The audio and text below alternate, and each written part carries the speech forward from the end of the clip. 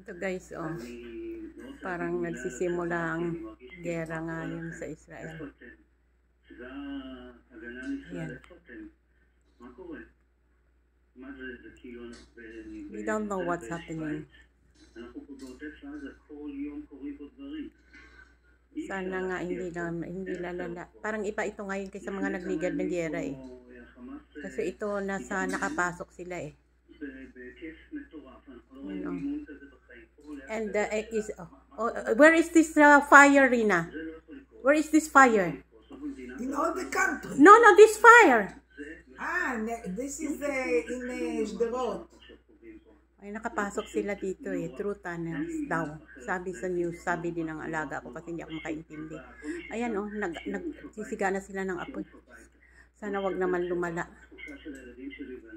Nanonood kami. Surprise eh, kasi... The problem is that they enter and the people enter... Yes, they said that they will go inside the building. Surprise ito kasi kahapon lang Shabbat ngayon eh. Tatapos lang ng ng holiday ng nila Sukkot. Ayan, ito ang nangyari pagkagising namin. Sa video, I took in a video.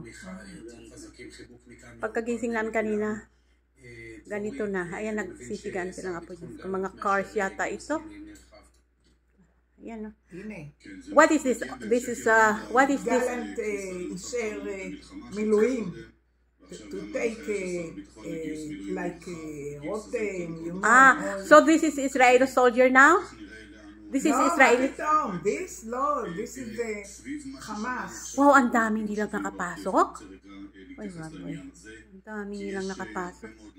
Pasensya na kayo guys kasi sa TV lang ako kumukuha.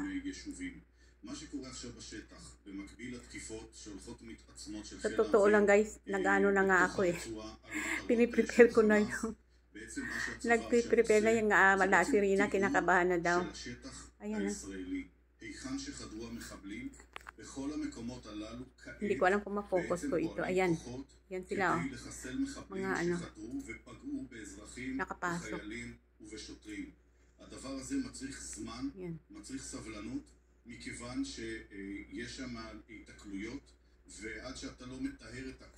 Parang iba ito ngayon kaysa sa nung nakaraan kasi mga rockets lang pinapalipad eh.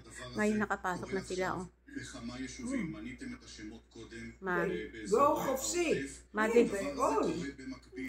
They go. Dami nilang nakapasok. So they meaning more not Arabs. Palestine, this is Palestine akon. לנסות ולהכניס עוד זירות למערכה עם ישראל. זה יכול להיות בצפון, זה יכול להיות ברמת הגולן, זה יכול להיות לנסות ולהדליק את ערביי ישראל.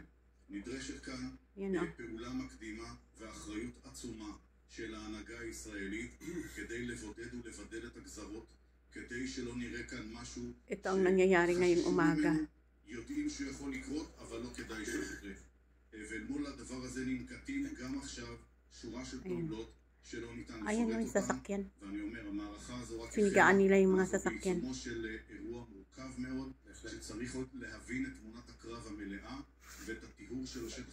Pinokos ko kaya para makita eh. Ayan. ניר, תודה רבה לך, באמת צריך לקחת נשימה ארוכה ועמוקה ביום הזה וגם לשאול